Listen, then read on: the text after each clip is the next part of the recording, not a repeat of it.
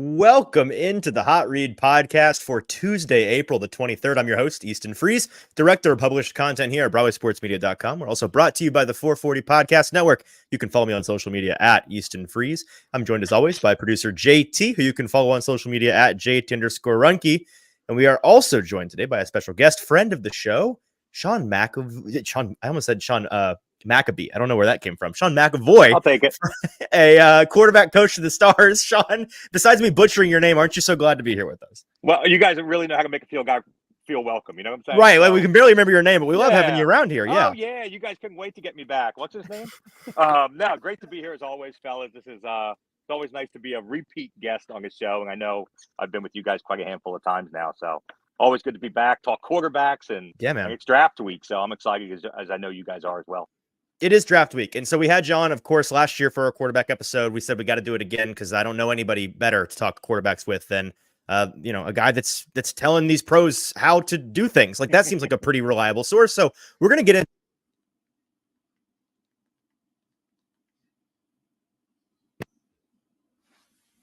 And Malik Willis, who are a couple of guys you've spent a decent amount of time with this spring in their offseason training. We'll hear about where they are in their progress, and then we're going to dive into the top 10 quarterbacks in this year's draft class, the last of our 11-part positional series.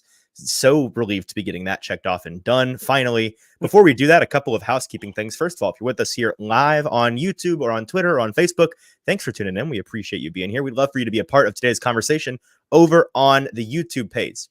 So go to Broadway Sports Media's YouTube page, find this live stream there, and in the comment section, that's where you can be a part of today's conversation. While you're there, hit subscribe, hit like, do all those things that help us with the algorithm. It's very helpful to us, and it's just a couple of clicks of the button for you. So help us out there and hit retweet on Twitter if you can. Sean, let's dive right into and I forgot to mention our article that came out today. JT, hello, burying the lead. A big article we had coming out, the do and don't draft guide for the Tennessee Titans. It's out there for you to read, and we went through half of it on yesterday's live show, which is out now on podcast form and all the forms. So if you want to listen to it, you can listen to the most recent show in this feed, or if you want the full thing, which we only talked about like half of it on the podcast, read it over on BroadwaySportsMedia.com. It is 75 do and do not draft prospects, guys that we think would and would not be a good fit for the Tennessee Titans in each round at each position. It's comprehensive. It's your draft reading guide. I recommend reading it before the draft and then following along during the draft so that you know about some of these guys that are going to go when, where, why, and how. Okay, so that's all the advertising we have to do. Now, Sean, let's talk about these guys that are current Tennessee Titans. They aren't, this team is not in the same situation as it was last year, whereas, do they take a quarterback? Do they not? Obviously, they have their guy, at least for the foreseeable future, in Will Levis. They'll be giving him a year or two, I'd imagine. And you've spent some time with him this offseason. So what's been going on? What's the 411 on Will Levis this spring, his first true NFL offseason, not having to do the whole draft rigmarole? Yeah, I think when we talked about this last year, too, with Malik going into the second year, it's like so nice to just have a structure and a plan where you feel like all your attention and focus is on the right things, right? I mean, there's so much showboating in the draft process and having to kind of do these other things that maybe aren't in conjunction with you developing and working on your game on the field and preparing you for success, right? So it's this weird like juxtaposition of like, I gotta, make these guys like me, but I wish I was working on my craft kind of deal. So I think there's obviously that of like, all right, I have a full off season. I can figure out what my structure, what my plan, what my schedule needs to look like, and then attack the things that I want to work on, either from a self-evaluation standpoint or things that my new coaching staff has told me. And then now Will has also the extra assurance that he's the guy, right? That, hey, you're the guy. We're building this thing around you. We're going to do everything we can to make you specifically be in a situation to have the most success. And so there's a lot of confidence that any quarterback would feel. And I think that's where Will is right now. And like I said, Will and Malik, everybody, all quarterbacks really around the league, all kind of have their support system, if you will. And that usually is made up at this level of a lot of different people. So obviously, I don't want to overstate it. Will still spends some time in California with Jordan Palmer.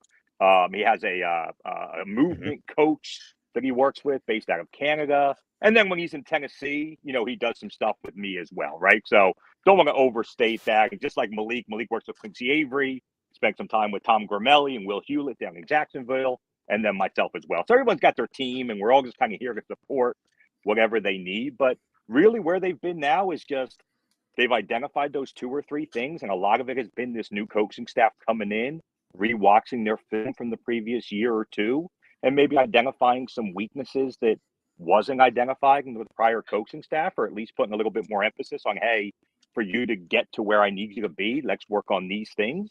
And that's what those guys have been attacking.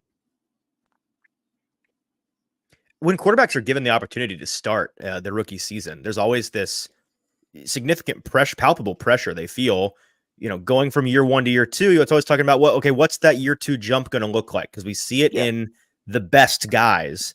And a part of that is pressure we put on them. But I think the reason we see it so often is because, again, when you, especially when you're one of the top draft prospects, and obviously Will ended up falling to 33 just out of the first round, the entire draft process, he was considered one of the he's a top tier quarterback group, potentially a top 10 pick. That was the way that he was paraded around. And so there was a whole lot that went along with that, meeting with Tom Brady and getting pictures over dinner and, being one of the top guys at the combine, doing as much media as you can possibly do during the draft cycle. So many different distractions from the actual, I doubt there's a whole lot of actual football going on during that draft process. And so what does it look like? Do you notice when guys get that first chance in the league to have, suddenly their schedule they look at once the season's over and holy cow, I feel like I have so much time for the first time in, when you're a star quarterback in college and then you have the entire spring draft process all laid out for you, and then your rookie year, I'd imagine it feels like you have free time or, time to structure the way you want to for the first time in over 18 months of your life. I think that's it. I think we talk about that senior year or whatever your last year of college before you enter the draft through that rookie year is like a 19-month straight, no stopping, all football and nothing else situation. It's just the way it goes. You get drafted and you're at rookie mini camp 4 days later, right? So so this is the first time where you get to reset, you get to take a breath. And like I said, I think it gives you the time to do maybe some self-reflection that you weren't able to do before. And I think it allows you to maybe confirm how you want to handle things going forward. Maybe there was something you did last offseason that you think you can do better, and you bring in different people and different tools and you attack things differently. But I do think that just the mental of take a deep breath, reset, maybe get away, maybe take a week and go to an island somewhere, or, whatever guys want to do to relax, spend some time with your family and that kind of thing. And then, decide when is it all football all the time? How am I going to work myself to get in ready for, off-season workouts? Obviously, you're making a new impression on the new coaching staff, and then be ready for OTAs and everything moving forward. So I think there's not a QB that I've ever been around that didn't enjoy the break from year 1 to year 2 a lot more than the pre-draft process in the rookie year. I can imagine. Yeah. So with Will and Malik, I obviously want to focus on Will here because he's the presumed starter. Sure. What does it when he meets with you this offseason, and from what you have garnered, the way that he's approaching his offseason, are there certain things in his game from a fundamental standpoint that he is wanting to highlight, that he's wanting to rep, some things he's wanting to change about the way that he approaches the position? What can you share along the actual progress, in terms of getting better? What along those lines has he done this spring? Yeah. So without getting into specifics, because I like to that's kind of his information. Absolutely. He decides to share with what the coach had communicated to him. But what was good for our relationship was I got to know Will last offseason when he came in and first got drafted. So then, there's a confidence, comfort level between us. I'm not just Malik's QB coach, who's not out to help him, right? You get that. So now you get to that point, that relationship's been built. So really, when I saw him for the first time, probably February, when the guys got together, it was, hey, what are you focused on? What are you working on? And I like the way Will kind of has his process, right? Because he's very self-assured in the things that he's comfortable doing and that he does well. And he's very self-critical in the areas that he didn't feel like he played a high level. I know he shared that in post-game conferences and in some of the interviews he's done since last season, right? He felt like he could have played better. He felt like he could have protected the ball better. He felt like some of his footwork and just being ready to throw at the top of the drop and making sure his eyes were in the right place when routes were open. I think those were things I've heard him talk about already. And that was like things along those lines is kind of the list he gave me, right? Like, hey, this is what I'm focused on this offseason. And that's great. Because like I said, if I'm going to be with him, 6 or 8 different throwing sessions, and he's going to be with Jordan Palmer a couple times, and he's going to work with Rob up in camp. Like the fact that everyone understands what he's focused on, and then we're putting all our efforts into that area is really the best way to do it for a quarterback. Like I said, we're not going into specifics, but I think what has been the most helpful, and I think what Will's excited about, is he's had conversations with this new coaching staff, with Brian Callahan, with Nick, with Bo. And going through film was, I think, raised his confidence in the things that he thought he did well. And he's getting that feedback that, yeah, we agree with you. We're seeing the same thing. And then I think he's getting, hey, look at this clip, look at this throw. These is where we want you to focus. And I think that meshed up with what he was thinking too. Does that make sense? So when you get that reassurance, like your head's in the right place, you're focused on the right things, go attack that. There's just a conviction in your offseason process that really pays dividends going forward. The answer to this question might be no. I might just have to move on abruptly. But did you spend any time around either of those guys during the part of this offseason when it became apparent, oh, Mike Vrabel is out and there's going to be a new guy, and then here's this new guy that was brought in? And if so, what can you share about how they processed and maybe approached that transition? Yeah, more Malik than Will. Okay, right? Because we're talking like the end of the season. I saw Will during the season, obviously, and then didn't see Will again in person probably until the beginning of February, I want to say. Okay. So that time I didn't talk to Will. Obviously, Sure. Malik I did because we talk, frequently every other day, that kind of thing. And it was always like, we went through the process like everyone else did. Like, these rumors, what is this? Like, could this really happen? Like, could they move on from Coach Vrabel? Mm-hmm. Then it's like, then you find out, and it's like, oh my God, did you hear? And the reality is like, I think a lot of the guys in the building are so insulated from that. So like every time I would talk to Malik or I'm thinking about past situations with other quarterbacks that I talk with frequently and their coaching changes that have happened, it almost feels like they're the last one to know. And right. Because they're not in the world of social media like we are, right? Mm-hmm. We're not like updating to get the next alert, and like reading every tweet Schefter puts out. Like that's not the world those guys live in. If I remember correctly, Malik showed up in the building for his end of the year exit interview, and Vrabel had been let go like 6 hours earlier. Right. So It's kind of like, oh, I don't think you're going to be doing that exit interview today. Right. Like that kind of thing. Oh, okay. Wow. Does that make sense? Like, yeah, that's got to be a weird day for a player when you think like you're wrapping it up and then you're going through your normal process and like, hey, I'm excited to meet with the coaches. Let me get some feedback. What are they seeing? What they want me to focus on? Right. That's a big part of how you set that plan for your off season. Mm-hmm. And then knowing that like, hey, this thing happened. And like I said, Malik knew it was in the realm of possibility, as I'm sure Will did, as I'm sure a lot of those players in the building did.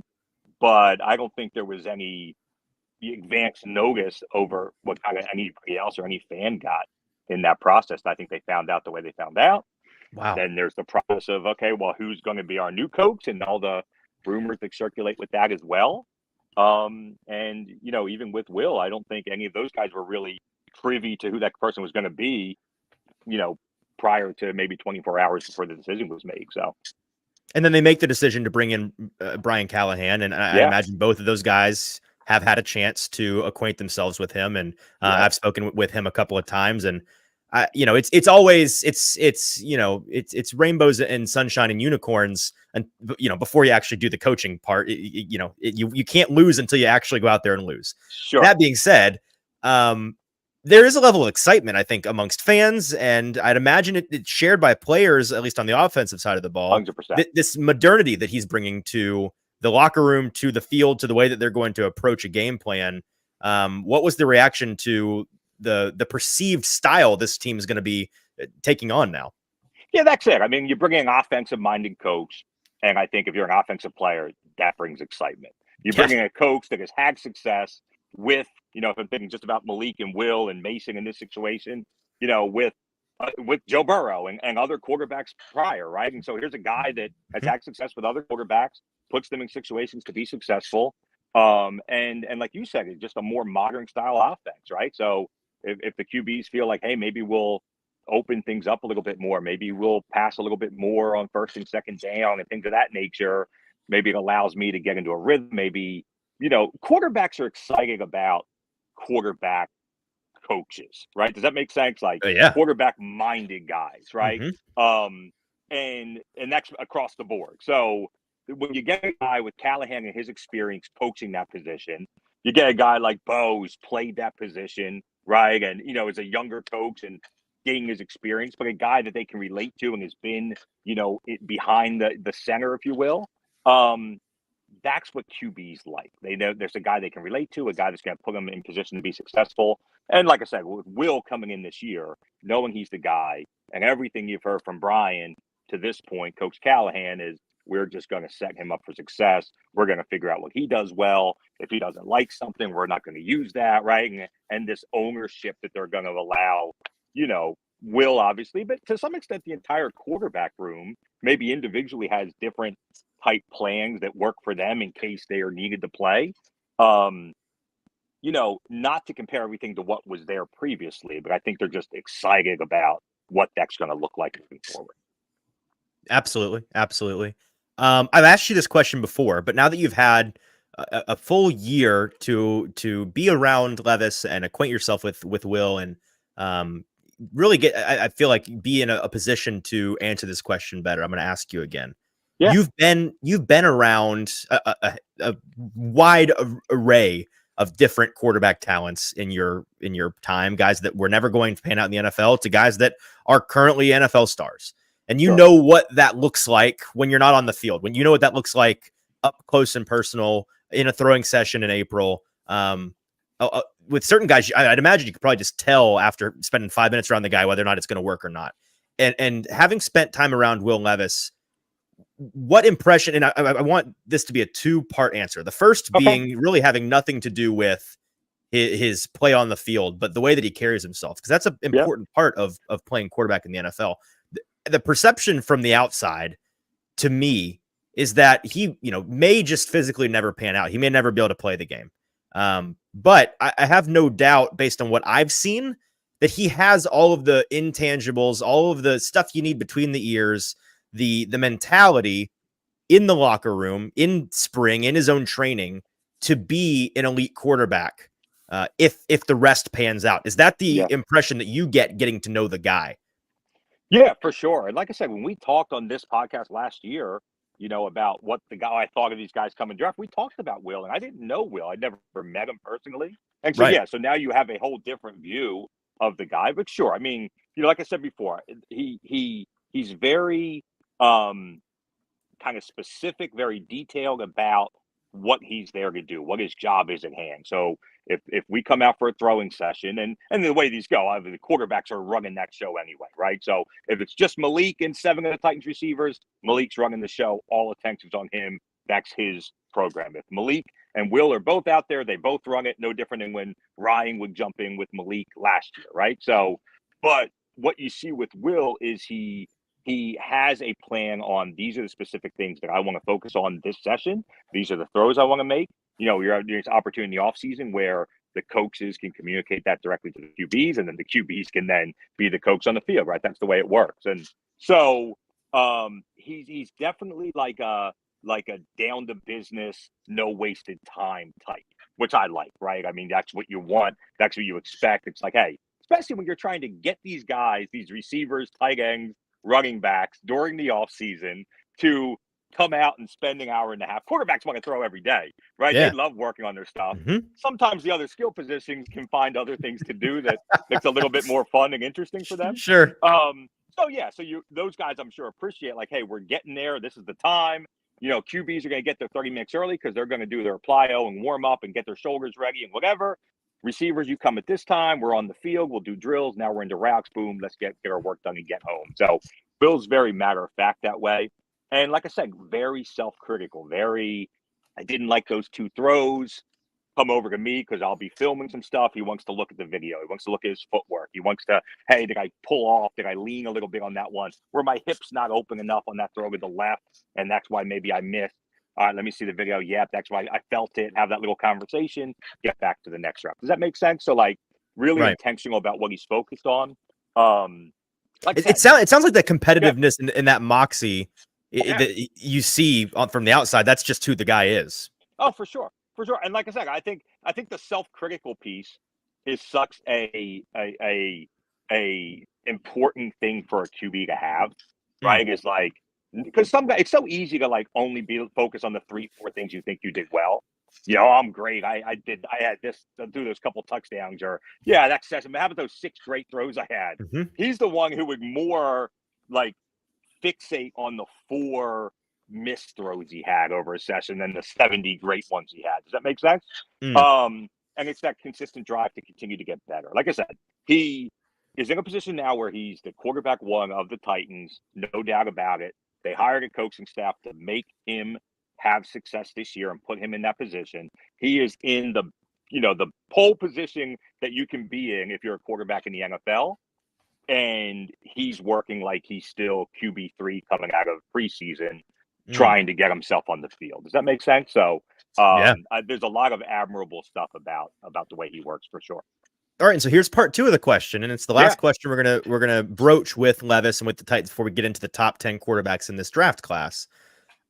You know, it may be difficult for you to approach this from an objective standpoint, but I need you to be as objective as you possibly can. sure. In your time as a quarterback coach, as somebody that has evaluated a variety of talents, what did you make of Will Levis's abbreviated time as a starter last year? What do you make of him from a mechanical, physical standpoint in your throwing sessions in the spring? Mm-hmm. What do you think a reasonable expectation is for him in the next year or 2? And maybe is there a thing or 2 that you look at and you say, if he can just figure that out, it's Yeah, going to be a problem?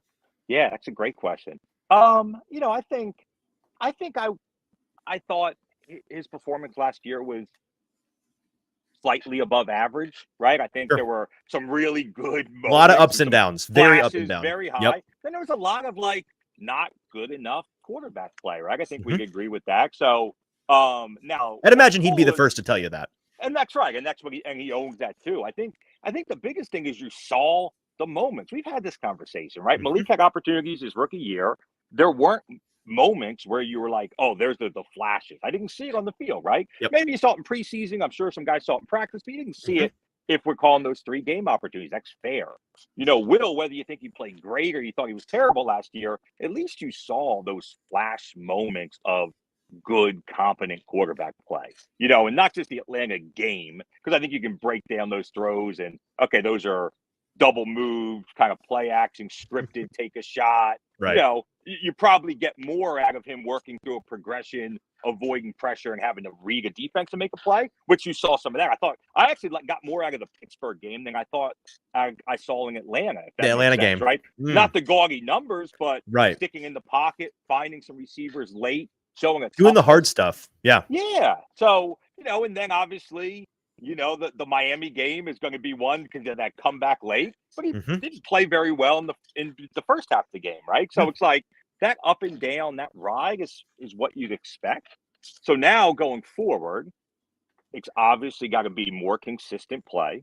Right. He's got to be more, you know, I think just consistently accurate on throws that are available to him, right? Like, yeah, at the end of the day, just execute, especially when the coach puts a big, good plan in front of you. He schemes guys open. Let's make sure we're executing and hitting those receivers. I think there's an opportunity to be better at that, a little bit more consistent. But I think a lot of that is just, you know, having the conviction and the understanding of where his eyes are supposed to be and how he's supposed to read through. You got to Mhm. understand when we talk about this as the backup, all of a sudden the backup becomes the starter, and it's like, oh, well, here we go. I've gotten 4 reps with the ones like in the last 3 months, and Right. right. So now Will, remember, was hurt, didn't even do the preseason outside the one Chicago game. You know, was QB, you know, 2/3. for the first 8 weeks of the season. And I know they were repping both of those guys with scout team, and they were getting their reps where he could find them. But he certainly wasn't throwing to D-Hop. You know what I mean? Like, that's not part of his process. So there's a lot of catch-up he had to play. At least he had the 2 week with the bye to get ready for Atlanta. Like I said, now he's in a whole different position. The reps going to have his understanding of each concept. So I think some of those things just improve on their own with that understanding. And then the last piece is, he knows he's got to protect the football better. I only threw 3-4 interceptions. I think there could have been a lot of interceptable balls, right? though. Like, he got right? lucky a handful of times. Yeah. And that's where you love having a guy like D-Hop, who's like, he may not make the play, but he's not going to let the ball get intercepted. Yep. Chris Moore took that one like over the guy's head, right? Like, it's nice having receivers that are going to do that for you. And quite honestly, if you are a receiver that does that, you're going to get the ball thrown to you a lot more. So that works itself out. But yeah, I mean, like I say, I think he's very aware of what he needs to do to get better. The best thing is I think it's super fixable, super coachable, and not even like it needs to be fixed or coached. It's just a natural development of being iron it out, more comfortable and understanding of the offense for sure. Man, that's good stuff, Sean. That's because I lied. I have one more question. It's a small one. But people like these kinds of things. We saw that he was working with Jordan Palmer out in California recently, getting some reps in with Kyle Phillips out there, because that's Kyle's neck of the woods. Are there, when you've worked with him, any of the Titans guys coming out there and working with you guys? Oh yeah, for sure. I mean, so basically, everyone like has their own plan or however they do their off season. Sure. So some guys, I was going to start listing where guys are, but I don't want to miss or misspeak. But some guys will go to where they did their draft prep. So they'll go down to Miami and they'll work out every day and catch balls. And they might not catch it from Will and Malik, but they're catching it from other NFL QBs down in Miami, right? Right. But the guys that are in town in Nashville, so that crop of like, D-Hop's been around a bunch, which is also cool to see when your number one guy is the one kind of setting the league on being around the other QBs and the other receivers. And NWI's there a ton because he does most of his offseason out of Nashville. This is where I'm gonna just forget names. Just blank on names. And I don't. Is it Reggie Roberson? Reggie Roberson. Okay, thank you. Yep. Okay, Reggie. All the tight ends. Josh Wiley's been out a ton.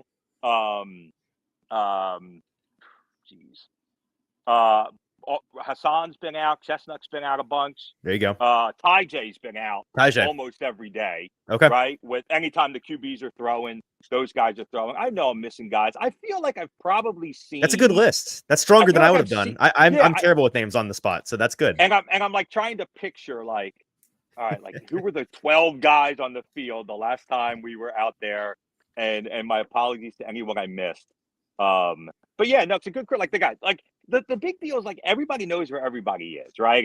And Will and Malik, are in constant conversation. So it's not like, like each morning, and usually it's been Tuesday, Thursdays, maybe 3 days a week when they throw. They're on a text. Hey, we're going to throw it this time. Maybe we're at Vanderbilt. Maybe we're going to be at TSU today in the indoor because the weather's bad. Hey, we're going to throw at 11. It goes out to all the receivers. Everyone's in town comes, right? It's pretty straightforward. But like, yeah, hey, how's that work? Do you show up to TCU's indoor facility, knock on the door, and say, "Hi, I'm Will Levis. Can I throw in here, please?" Yeah, so I think that gets handled. And they just say, "Yes, of course. Come on in." Through the Titan. Yeah, I mean, I don't know. Last year, Frank, who was the Titan strength coach, right, we had a really good working relationship with the strength coach at TSU, and obviously, you have the connection with Coach George, Eddie George there at TSU, and things of that. Right. So. Yeah, and Vanderbilt, if you can get NFL players at your facility, you want it. You want the pictures out there. Of course. You want the social media. Look where the Titans do their offseason workout. Right here at Vanderbilt. Why wouldn't you want to play here? That kind of thing, right? So, I don't think that you have to twist a lot of arms to make that happen.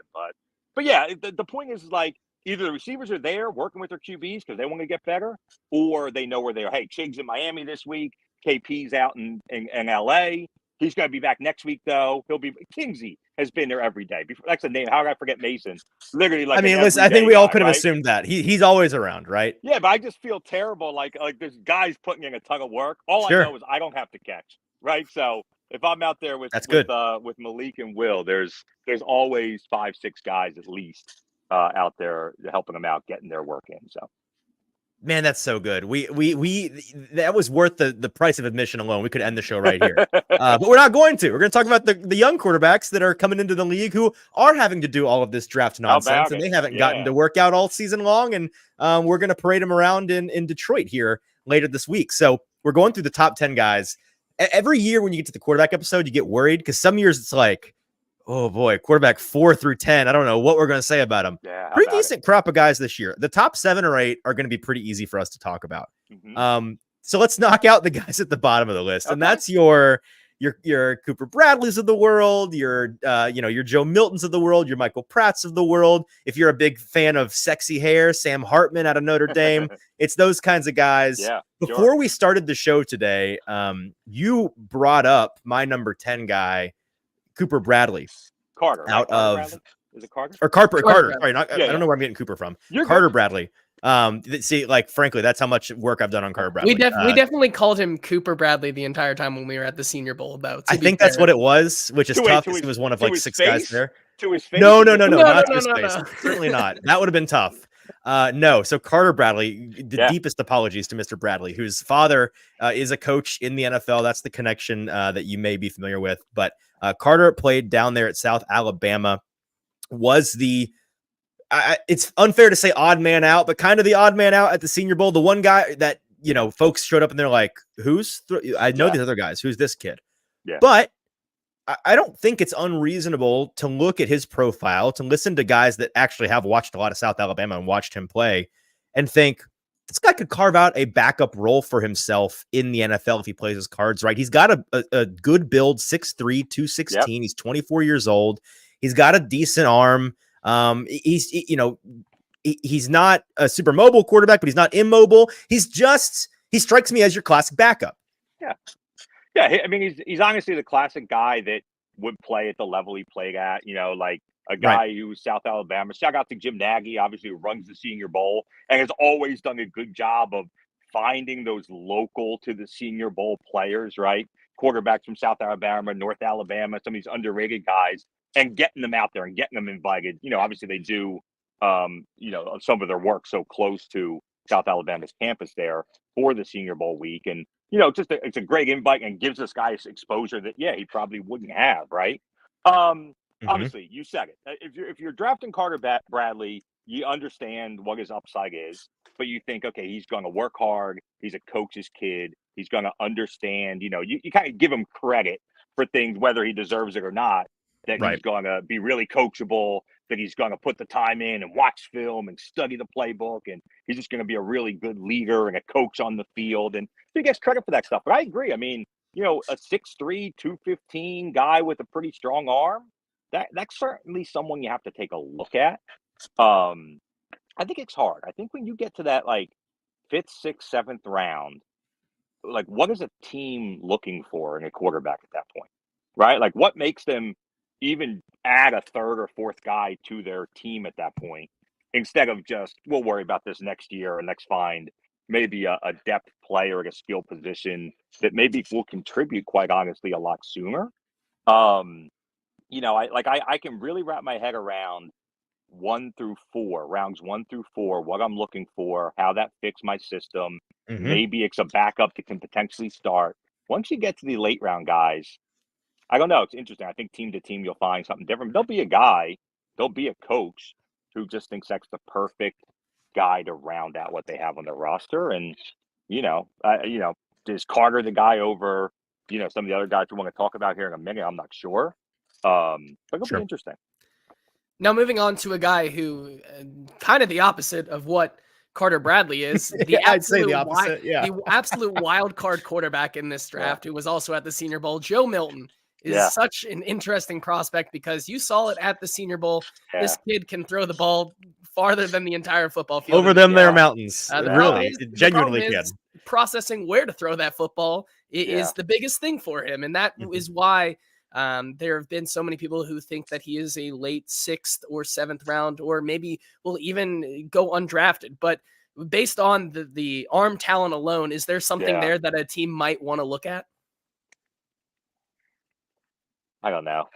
I just don't. You know what I mean? I just don't know. Like, That's so fair. It's totally fair. Man, it's fun. It's fun to watch him throw at the combine, right? And like, Yes. I wanted to see him put Xavier Worthy out there and run his 4.22 40 as far as he wanted, and Joe just throw it 90 yards. Like, it's definitely what Mike McDaniel would probably want out there. He probably wanted that matchup. You stole my thunder. That's the fit for him. That's the fit. That's the perfect fit. You draft him as the Dolphins in the 6th, 7th round. Yeah. You have him come in when Tua, you've gotta, it's the end of the first half, and you just tell Tyreek, run down there, find the ball, catch the ball. Joe, throw it 90 yards and put as much air on it as possible. That could work. Yeah. It could work. It's definitely going to entice. Like, you can't help but be wowed. And it's almost like the Anthony Richardson effect from last year. Now, Anthony's a much better player, better all-around quarterback. But like, when you walk in the room and you see this guy who's bigger than like your strong safety and your outside linebacker, 6'5", 240, yeah, and he's a quarterback, and you just watch him throw once. But you see it at the combine. Like, he's missing outs, he's missing curls. You see his pro days all over the place, and it's just, that lack of consistency, even at the lower end of the draft cycle, the late round, then there'll always be the question: does he fix somewhere else? Can he be a tight end? Can he tight end? Can he, like, that's tough. I think it's a really tough evaluation. If it's me this year specifically, I don't even know if he's in my top 10. Despite all the talent. Sure. Even a guy like Austin Reed out of Western Kentucky is more intriguing. Obviously we talked about Carter Bradley, Michael Pratt, some of those guys down there at the bottom. Yep. Devin Leary. Yeah. I mean, like, certainly, like, no one will question or compare the talent between the two, but from a translatable skill standpoint, I think Milton's going to be a tough sell. I think he's getting drafted, and it's not that he should. Yeah. I just think it's killer curiosity. He is. Yeah. You can't tell me every single team in the league has a contingency of coaches.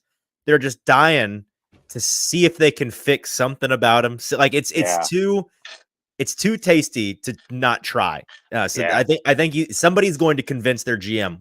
It's the 6th round to say, hey, we've got 3 7th round picks. Okay. Half of these are comp picks we don't even need anyways. Let's just do it. Let's just burn one on the guy and see what happens. Here's the funny thing: that you draft a QB. If you draft them, you're keeping them on your 53. You'd imagine almost exclusively the way that works. Right. Now the rules have changed a little bit, and you get that little QB3 rule where he's on your 53, and now they changed it again where he can be on your practice squad. You can still bring him up. So maybe that gives you a little bit. But remember, practice squad is not protected. So you're going to draft a guy in the 7th round. You're going to protect Joe Milton every week. Yeah, or you not, and then the teams that didn't draft him, who were just going to sign him as a UDFA, can take him anytime anyway. So, like, you almost have to. I think that's a big commitment. We're going to talk about this at the end of training camp. We do it every year. Like, are the Titans going to keep 3 QBs? Are they going to keep who's the odd man out? Are they going to put someone in a practice squad? What are they going to do? Yep. Well, that's what every other team's going to have to do. And to decide now that Joe Milton is on your 53-man roster, I don't know. Or you say, no, we'll see, and maybe we don't care if we cut our 7th round draft pick loose. So I don't know. It'll be interesting. Fair enough. Let's go to my number 8 quarterback here, Michael Pratt out of Tulane. Yeah. 6'3", 220. He's got the build you're looking for. He's not going to wow you with his arm talent, but he does have really strong fundamentals. He's in that Bradley mold of a strong, well-rounded quarterback who doesn't have a particular trait that pops off the screen to you, but he's got enough polish and enough good, B minus traits where you're like, we can have this guy and utilize him as a fail-safe. Yeah.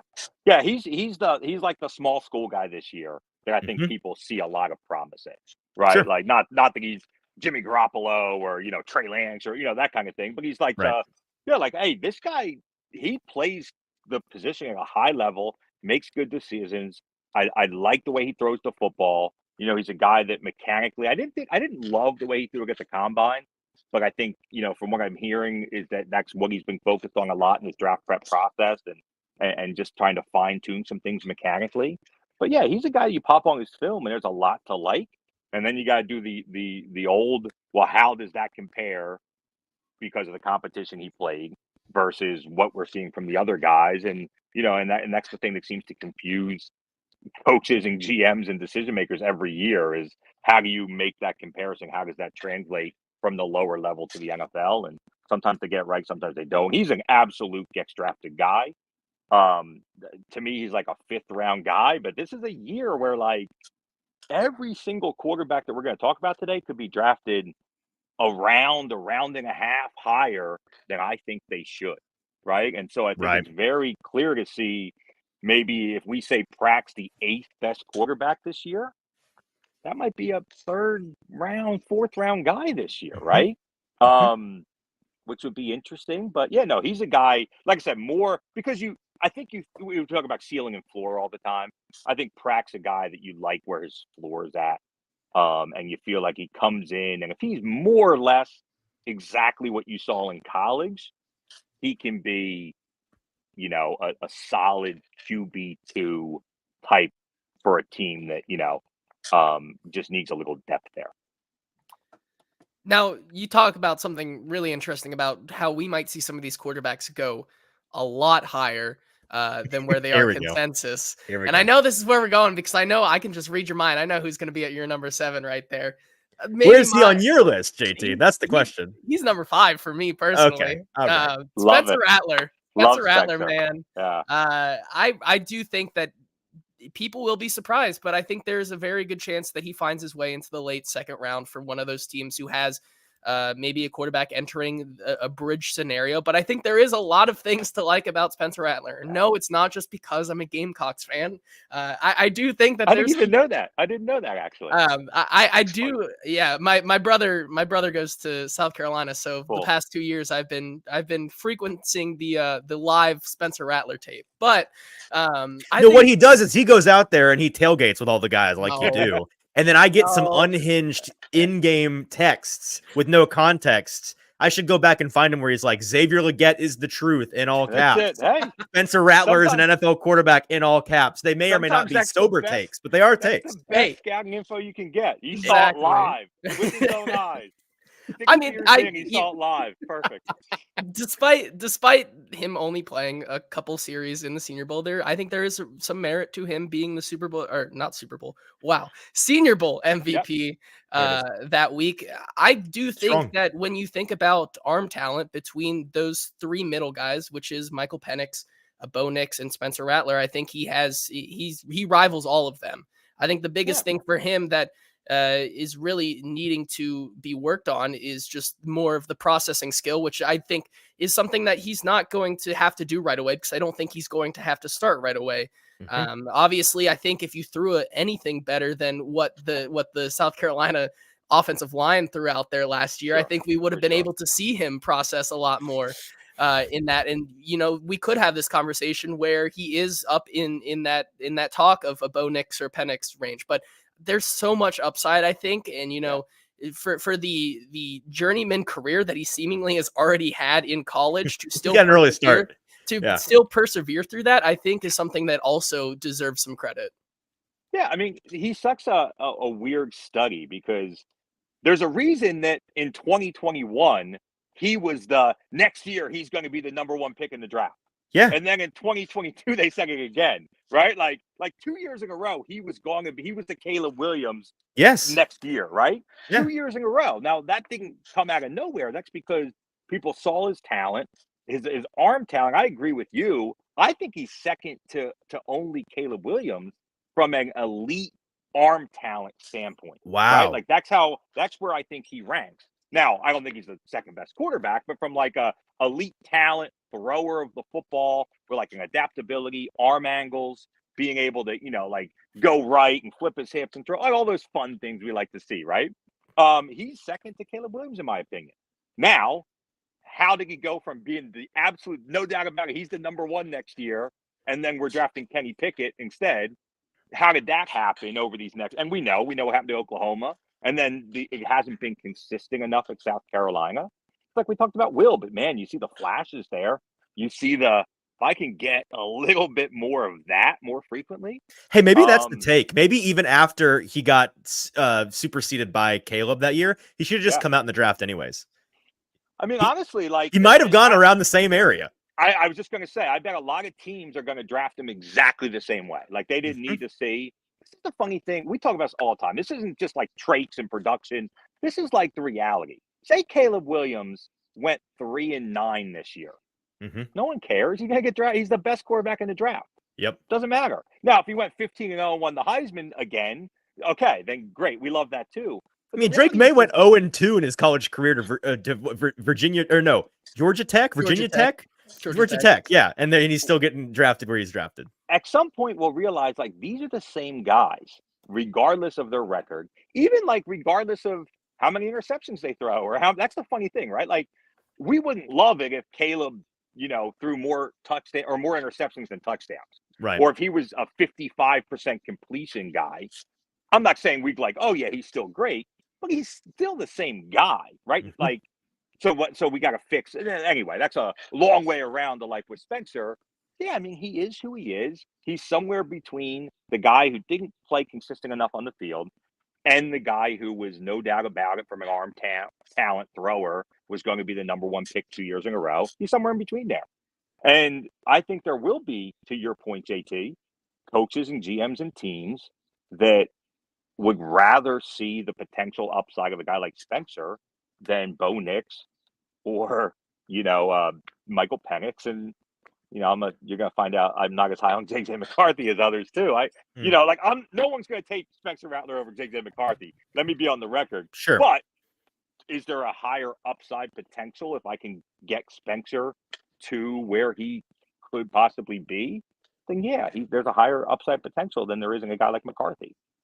So it seems pretty clear to me, man. I think the league likes him a lot more than most folks outside of the league do. And I'm with you, JT, that it would not shock me one bit if he was the 5th or the 6th quarterback off the board, went in the 2nd round. I think what for better or for worse, a lot of the folks in the league making these decisions see him as a guy whose game may actually translate better to the NFL. Like he may have a better NFL style game than the way he played in college, a really mature way that he approaches the game of football. They're just like there's some inconsistency there that is showing. But you bring up the offensive line situation in South Carolina, about as bad as it could be. So I am intrigued to see where he goes and where the league reveres him. That brings us to the other two guys who, we entered the draft off season with the conversation of like, okay, it's Caleb and it's Drake and it's Bo Nix and it's Michael Penix, because these are the guys that at the end of the college season are all right there in their conference championship games and in the playoff. And then it becomes pretty clear you get to the Senior Bowl. Jaden Daniels becomes the MVP. The JJ McCarthy hype train just starts chugging down the track. Suddenly these guys separate from the pack a little bit. They fall back into likely to be late 1st, early 2nd round draft pick guys. And my number 6 guy is Michael Penix, who I would have told you 2-3 weeks ago he was I liked him better as a prospect than I did Bo Nix. But the reason why I have him a notch below Nix is because as I'm studying the other players on this Washington offense, going back, watching the tape, in particular, watching these wide receivers, watching Rome Odunze and Jalen Polk and all these guys play on tape, it's like those guys made him right a lot. I think there's a lot of merit to the idea that like deep ball accuracy might be a wide receiver stat just as much, if not more, than a quarterback stat. And Michael Penix has the arm to get it down there. Don't get me wrong. If he goes to a team like the Raiders and he gets to play with a guy like Devontae Adams, who you can just chuck it up there and let him go get the ball, it may really work. But man, the age, the injury concerns, what do you make of Penix, who's kind of a weird prospect to suss out? Yeah, very strange, especially if you saw like the perception of him as a quarterback. We'll talk about this with Jaden Daniels too, but like throughout his career. At Indiana, yes. Yeah, like, had some highlight moments in Indiana. He showed a little bit more athleticism. Remember, had that crazy 2-point conversion against beat Penn State. And then of course injury, and then another injury, and then the shoulder, and he's a top 3 thrower in this class. He doesn't have the elite talent that we talked about in Caleb and Rattler, but he's a pure kind of big body, high right. thrower is the way I think about him, like a Ben Roethlisberger type thrower, right? So when you're looking at QBs, I want to see a QB throw the ball well. Penix jumps right off the page at you, And I think he's also probably one of the best intermediate throwers in the draft class. We'll attack the middle of the field. I think him and Drake are two guys that actually attack the middle of the field and have conviction to pull the trigger there. So there's a lot to like with Penix, but to your point, one, because of the defenses they play in the Pac-12, and your point about all the great talent he had around him that he most likely won't have wherever he goes, then how does that translate to the NFL? So you do the injuries, and I know he's been healthy for 2 years, but you're talking about multiple ACL, you're talking about the shoulders, and he's going to get hit more. We talked about this with Bryce Young last year. He's going to get hit more in the NFL than he's ever got hit in college. By bigger, stronger, faster guys. Yeah. So guys that have gotten hurt frequently, this was a knock on Levis. This was a knock on Bryce. You saw it with Anthony Richardson last year. It's going to be a knock on Jaden Daniels with some of the hits he takes at college level. So, so then a guy who's had injuries as well, it's concerning. So that's my thing with – I like Penix better than Nix. So I know we're going to talk about Bo next, but to me, I have Penix slightly ahead of Nix because I think he's a more classic stand in the pocket thrower of the football. I think teams will value that a little bit higher. But yeah, I think in a normal year, these are second round guys, right? And you're feeling pretty good about getting the Bo Nix or a Michael Penix in the second round, maybe the top of the third round. Is that a guy you trade up for to, at the top of the third to grab him? Excuse me. I'll let you go for a second. Sure. While you catch your breath there, the one thing that I wanted to bring up is we saw, a pretty impressive display in his 40-yard dash at his pro day. He caught everybody off guard. Where was this? He can scoot like that. What was it on purpose? They weren't using him that way. What do you make of that? Well, I think two things. I think one, I don't know what we decided that actual number was. There was some maybe a little juiced talk that came out, but then I saw some official was more in the 4-5, higher 4-5 range. But my thing is, does he actually play that way? And he doesn't. So for better or worse, whether he can do it or he can't do it, he doesn't. He doesn't play that way. Yeah. And so to me, I just write it off as that's not what he does. Now, unless a team's going to design, QB sweeps and things like that to utilize it, it's not instinctive to his game the way it certainly is with Jaden, the way it was with Malik, the way it is with even a guy like Bo Nix who will use his feet kind of more strategically in the way he plays the game. That's just a little asterisk, cool note about a prospect to me, but I don't look at him as a guy who ags with his legs. Fair. Yeah, I think you have to take a lot more of things into account with a Michael Penix, like you said. The age is up there, just like a Bo Nix, but the injuries are there. That's something that simply Bo Nix doesn't really have to his game right now, and that can offer maybe a more secure floor. And I think that's why some people have Bo Nix as a higher prospect. But I think I'm right there with you. It's so razor thin between those two. I think it will just come down to what style a team might want to pursue when drafting in the second round. So I think that leads into an interesting kind of conversation about Bo Nix of what really differentiates him from Michael Penix. Yeah. That's the thing. He's not as good of a thrower, right? I like him. I think he does some things mechanically that are good. He's consistent. Obviously, that completion percentage was off the charts this year, right? Now, it's aided by what they're doing offensively. How far is he thrown down the field? Let's not look into that. Obviously, if he's real high screen percentage and things of that nature. But my thing with Bo is he lacks an elite arm, right? I think when you see him throw, I put McCarthy in this boat as well. They don't have elite arms, and so you see them have to really struggle to get the ball to the outside, push the ball down the field. He'll throw it up in the air, and just have someone go run for it. That's a part of his game. But sometimes that's something that comes easy to a guy that doesn't have the intermediate arm talent to make other throws. Does that make sense? Right. So if I'm trying to, what box does Bo Nix check? Not elite arm talent. He's not elite athletic. He's not like a Jaden Daniels in this class, right? Right. He's he's not like super great decision making. He's been a guy who's turned the ball over. He's been a guy who's fumbled. So what do you hang your hat on? That's the thing, right? And now guys are going to love the experience. Guys are going to love the he's got a higher floor because of how long he's played. Right. We talked about Spencer Rattler and said, like, hey, there was something about the fact that people thought 3 years ago he could have been the number one. Well, if you look at that, well, you also got to look at, well, what is it about these other guys where they literally can't get out into the draft until they're out of the college eligibility? Right? Like, I'll make this case with Jaden, not with Jaden, with Jaden Daniels. With Jaden Daniels. Just like I would have made the case with, Kenny Pickett or some of the other guys in years past where and it's not so much like they only had one good year, and that is a part of it. I think Bo's had two. I think you could say Daniels has had two. Sure. 1.5, right? Yeah, there you go. But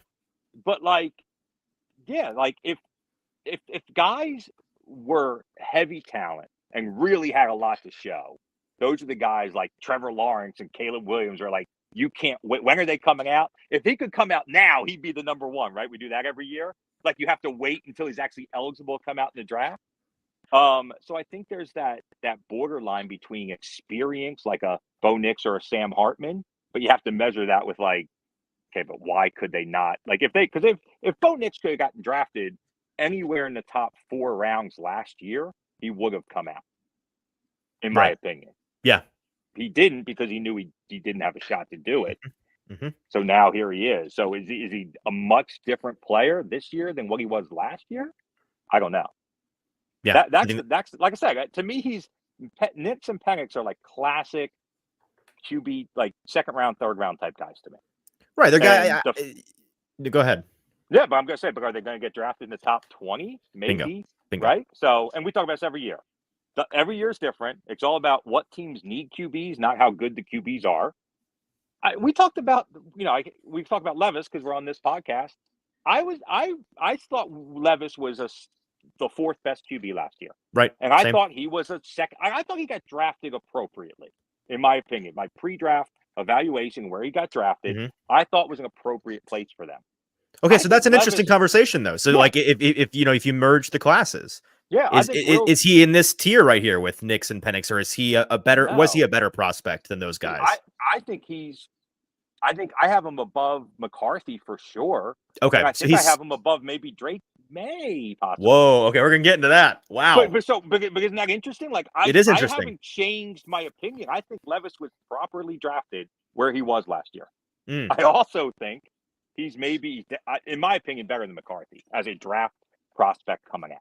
Okay. And then I think you could argue, where he is with Drake. All right, so let's get into these top 4 guys. You keep alluding to where you have these guys ranked. We're gonna get to Caleb. Like, it's no secret. We all think he's the best one. I think objectively is the best one. Yeah. It's just a question of how good is he really? Like, where does he fit in the pantheon? Is this a guy that you can actually throw generational labels on, or is that? We'll get to all that. Maybe pump the brakes there. To me, and maybe you see it differently, and I'd like you to spell this out. For me, it is of these top 4 guys. It's 2 pretty clearly defined tiers of 2 guys. I think that Caleb and Drake are in one conversation, and JJ and Jaden are in a different conversation. For me, you talk about where you would draft these guys. Okay. Personally, I would not draft any of these quarterbacks besides Drake May and Caleb Williams in the first round. That's me. I think that Jaden and JJ are more late first, early second guys. And the reason why let's talk about Jaden first here. Sure. The reason why he, for me, is the 4th guy has less to do with me being high on JJ. I'm not really. It's more that I'm just low on Jaden. You talk about a guy who played a lot in college, played up until he ran out of eligibility. He's 24. He's going to be 24. He is 24 years old, I believe. Yeah. He played at Arizona. He may be the guy in this draft that's of the highest profile, that if you ask the average person, where'd they play in college? I don't think a whole lot of people realize this guy played a lot at Arizona before he came to Louisiana State University. Yeah. And so he comes and plays on a really, really good team. Like, there's a reason he's got 2 of his wide receivers that are going to be drafted in the first 20 picks. There's a reason why next year, both of his bookend tackles are going to be top 15-ish picks. A decent situation over there. And when you watch him on tape, man, like the movement skills are there. You hear people throw around Lamar Jackson. Let's relax on that. Yeah, I think that Lamar Jackson is the silliest comp I'm hearing regularly. His running style is like, it's a little bit of Wile E. Coyote and Roadrunner, where it's like he wants to run like the Roadrunner. I heard, I think it was Nate Tice who said he's got a little bit of Johnny Knoxville to his game, where he's got a frame that doesn't really, you don't want him getting beat up like that, but he runs bigger than he is, thinks he's bigger than he is, and gets tossed around. He's got really nice movement skills. But when you look at the charting and the amount of pockets he bails from, you could argue he's kind of like a one read and run merchant. What is there to like about he won the Heisman? He had a very good year. I think he's a fool's gold kind of guy, and he might be the number 2 pick in this draft. Yeah.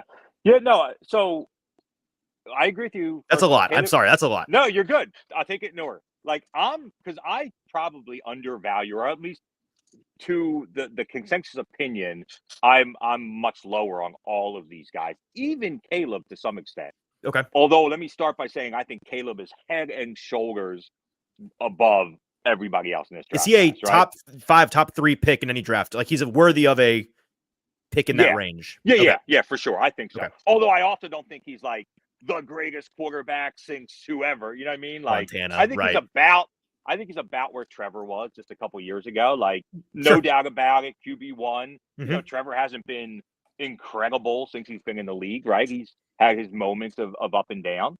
So I don't like people that want to say Caleb is the best since Andrew Luck or somebody. Yeah, I don't know. Maybe I just don't go back far enough to be able to think that way. But so anyway, we'll get to Caleb in a minute. Okay, so after that, then I think I agree. Like I don't know that Jaden Daniels, was a better prospect than like a Justin Fields coming out. Like that's how I feel. A guy that played at a high level, played from the pocket. I think Justin was a better thrower in college. Their styles, there's a lot of overlap there, man. There's a lot of overlap with those two. Yeah. Now Justin didn't run like Jaden in college, but he can, like we've seen it in the league, right? Exactly. So from a skill set, they're probably similar. So it's the thing. So the people arguing that Jaden could be QB1 in this draft, but that think Justin Fields stinks. Right? It's like, okay, let's maybe measure that a little bit. I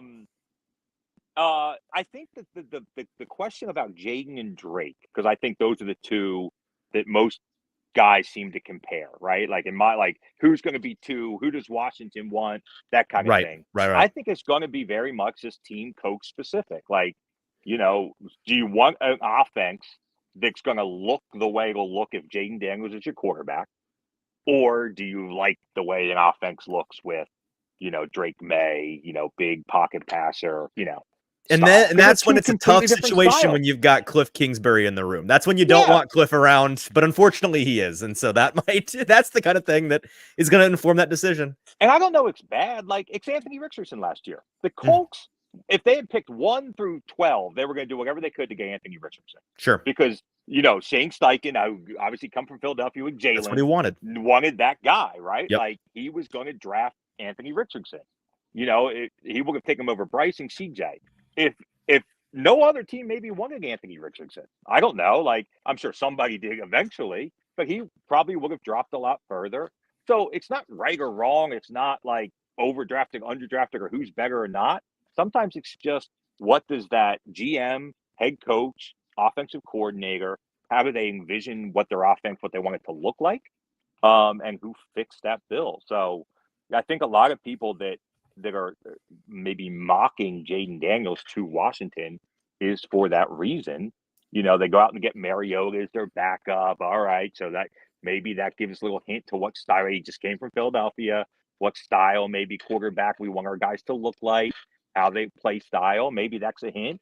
Maybe Kingsbury feels like he can get the most out of a high athletic guy who can make plays with his feet and add that to the offense. But Jaden, I think, is a smooth, efficient thrower, but I don't think he has an elite big arm. And obviously the frame combined with the way he seems to, like Lamar Jackson, even Malik, to his credit, those guys never really got squared up. Like you watch them in college, those guys rush for 1,000 yards. They just never really took one. They make a little juke. They kind of fall to the side. Like where Jaden Daniels is getting hit like I would be if I was playing college football, right? Like with no ability to make anybody miss is what it feels like sometimes. And so similar to Bryce, because of his size and his frame, that's cause for concern. With Drake, I think he's similar to Penix, where he's like a big, powerful thrower. Although I think Penix is more refined, more consistent, obviously. I think a lot of Drake's problems are footwork, and I think a lot of that is kind of the system he was in at North Carolina, some of the coaching he got there. So that's fixable for sure. But when you watch him like at the combine and his pro day, and you're still seeing a lot of the things that you thought would have been addressed through this process and still aren't, it gives you cause for concern. Everybody says Drake's, man, if you could just Jordan Love model Drake, then you have a guy. Yeah, of course. That'd be like every quarterback in the draft, right? I'd love if you could get drafted in the first round, not play it down for 3 years, and then when you're ready. I think that's such a unique situation that probably isn't going to happen again anytime soon. And if you are choosing to enter the draft, you're about 30 years late on that. And if you're thinking about that's what this guy needs, then I don't know how you also decide, well, then he's a top 3 pick for us. Right. Maybe he needs to go back to college, perhaps. Maybe that's. I would have loved to see Drake one more year of college. So? Okay. I mean, I think he would have answered. Now, if I'm Drake, I'm not, because I'm gonna get picked second anyway, right? Sure. So Yep. Yeah. So I get why he didn't, but yeah, if I just cared about getting the best quarterback when they come to the draft, then yeah, I would have loved to see one more year of Drake developing at the college level for sure. Yeah, I think that when you talk about Drake May, I still think that the pocket presence that he has does kind of value him as that other guy in the first round there that I think I really would take. I see him as, you bring up a very interesting conundrum there in Washington between Cliff Kingsbury and what he foresees for an offense, and then Adam Peters running this more like a business and seeing what he wants for this offense. I think that's going to be a really interesting conversation. Who hired Cliff? Who hired Cliff? Get him out! What are you lost when you hired Cliff? I'm sorry. I mean, I think it's going to be a really interesting. When whoever gets picked at that second is going to be just the linchpin in this entire thing blowing up in our faces on Thursday, and I think that's going to be really, really interesting. Let's talk about real quick. Sorry. What I think about a ton in this conversation is like, imagine the other teams in the division when you're watching other teams in your division draft quarterbacks. So last year, when you're a Titans fan or a Jaguars fan, man, like you saw C.J. Stroud go and Anthony Richard go into your division. No matter what you thought, you're like, this year, gummit. Like if I'm like an Eagles fan, I can't wait. I don't care who they draft. Bingo. Go get them, Washington. I'm hoping the Giants decide they want a quarterback and they trade up to get one of these 4 too. Like if I'm an Eagles fan, right? Like take like. I half agree with you. I half agree because if they do what we think they're gonna, like if I'm an Eagles or a Cowboys fan and Jaden Daniels is the second pick, I'm so stoked. I'm so stoked about that.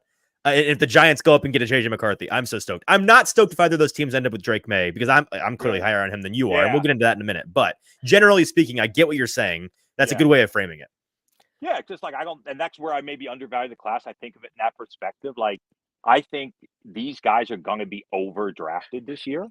They always are. Maybe you hit on one. Yeah, but when they're overdrafted and then they seem to, I don't know. Maybe you're right. They're always overdrafted. Like Kenny Pickett went at number 20. You know what I mean? Like, but if he had gotten the Jordan Love 3-year model, he would be, he just didn't get the time he needed.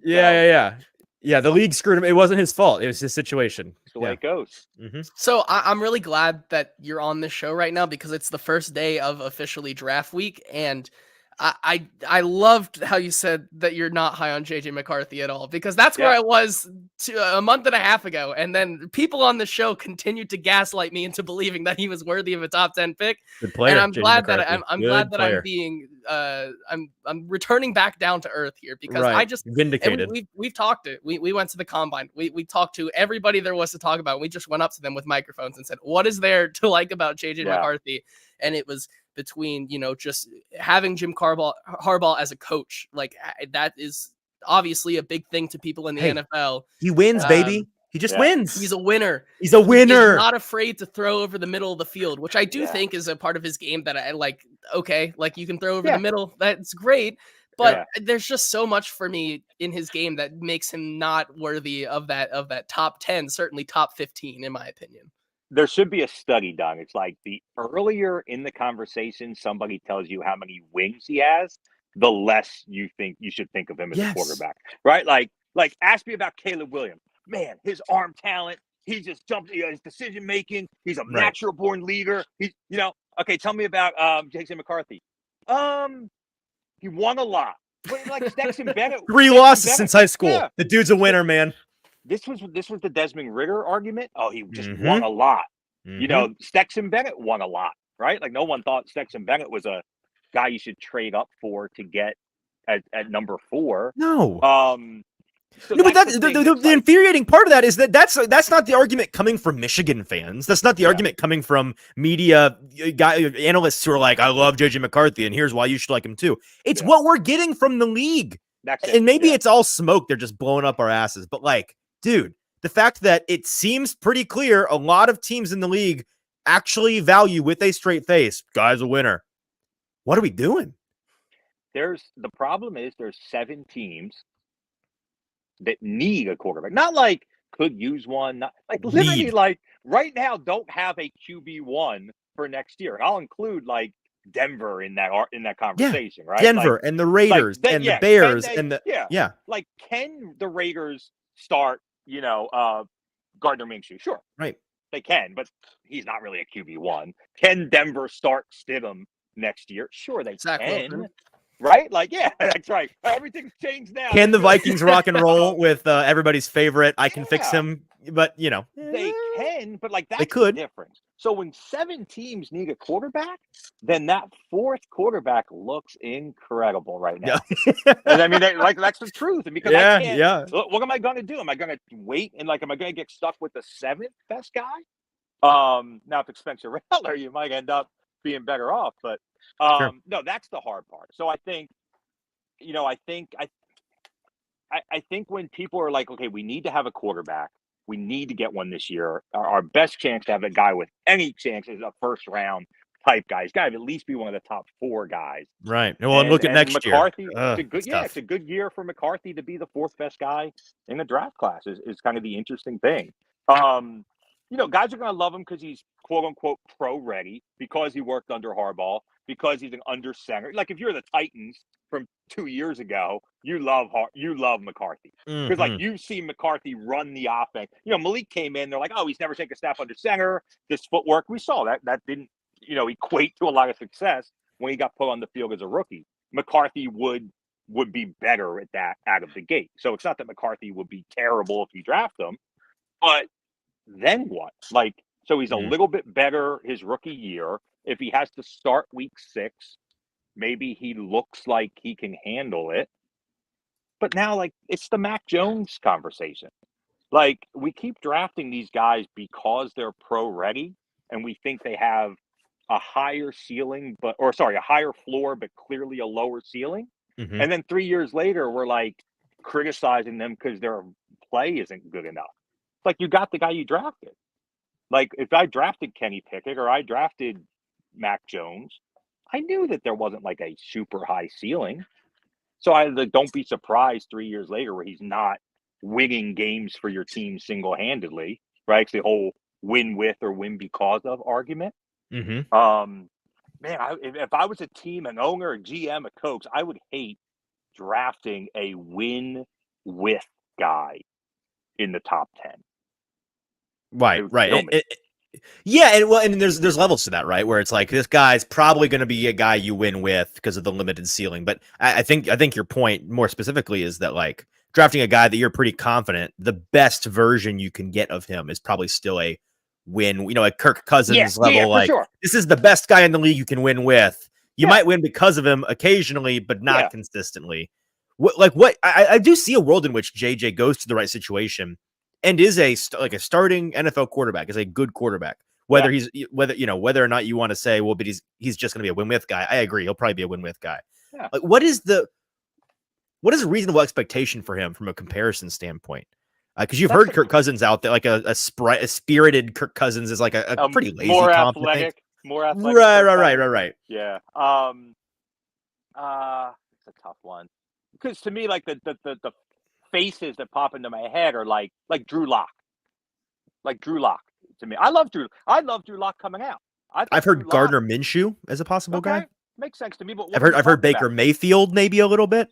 Yeah, see, Mayfield to me had way more like talent, like way more upside. I think I agree. Right. I agree. So, but so if we're naming Minshew and like Drew, we're naming like these QB2 types, right? Like going to start some games for you.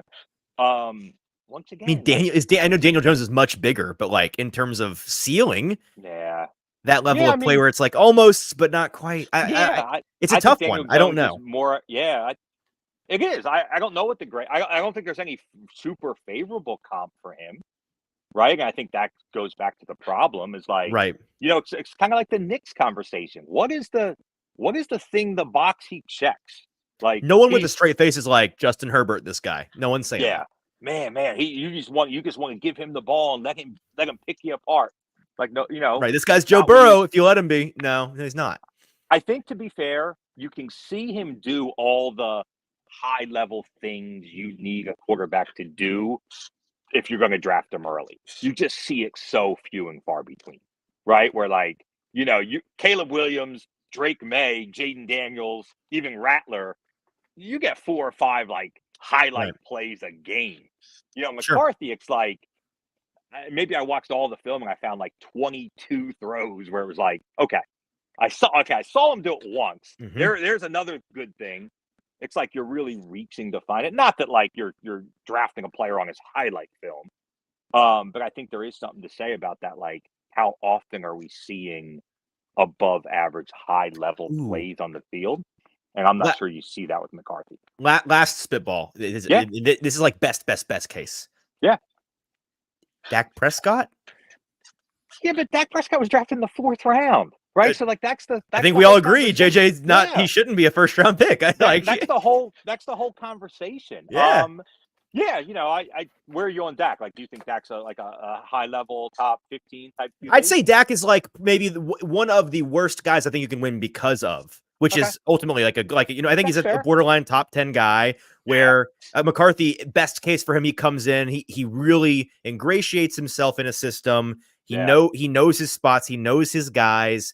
He turns into a strong accuracy, a guy that can chop you up a little bit up and down the field, but that's going to take a lot of development on a JJ. So I don't know. I probably don't see him as talented as a guy like Dak even, but no, listen, you're right. If he goes to the Vikings and he's got Kevin O'Connell in his ear, right? Or if he throw into those weapons with Sean Payton and fits that style of offense they want to run, but he'll have success and maybe even success early. Mm-hmm. Man, I just keep thinking outside of Caleb. I think there's a very good chance, and this is every year, no matter how good we think they are, very good chance 2-3 years later you're drafting a QB again, right? And that becomes the issue every year with these guys.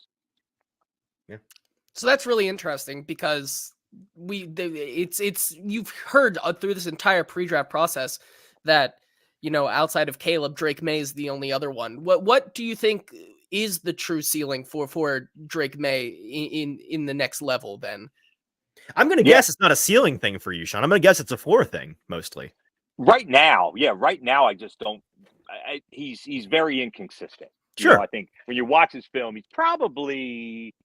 I'm looking at the names here in front. He's probably the most inconsistent of the top 6 for sure, right? Okay. Like if you took Knicks's first year at Auburn with his 2 years at Oregon, then you'd find out that inconsistency. But in the last 2 years alone, I think Drake's the most inconsistent. He'll make some big throw where he stands in the pocket and fights a defender off and makes a big play, and then he'll miss like a 7-yard spot route, like dirt it, like one hop it, right? Mm-hmm. Like things you just don't see happen from elite quarterbacks at any level. You see guys that are inaccurate and miss off the fingertip, miss high. You don't see guys like miss by yards, right? Right. And you see that all over Drake's film, and it's concerning for sure. Like I said, I think it's footwork. So I think it's super fixable. He's only 21 years old. You know, you're going to have time to develop this guy in theory. Just give him the Jordan Love model, baby. Rock and roll. That's the problem. It's like, who's drafting him and going to do that? Because we can go down the list of guys who would have benefited from a team drafting them with a clear, concise plan for the next 3 years on how they develop him to get the most out of him, and maybe allow him to sit and do different things and then come out with a product that, could mirror some of the top quarterbacks. Like, there's good guys in the draft every year that way. Is Drake going to get that? That'll be interesting. If he does, he could be really special because of like I said, the highlight stuff you see. Like, he might be inconsistent, but he'll do 3 or 4 things a game. He's a tough guy. He stands in the pocket. He's probably, and I know Drake a little bit personally, so I've been around him. Not recently, but years prior when he was first at North Carolina. Mm-hmm.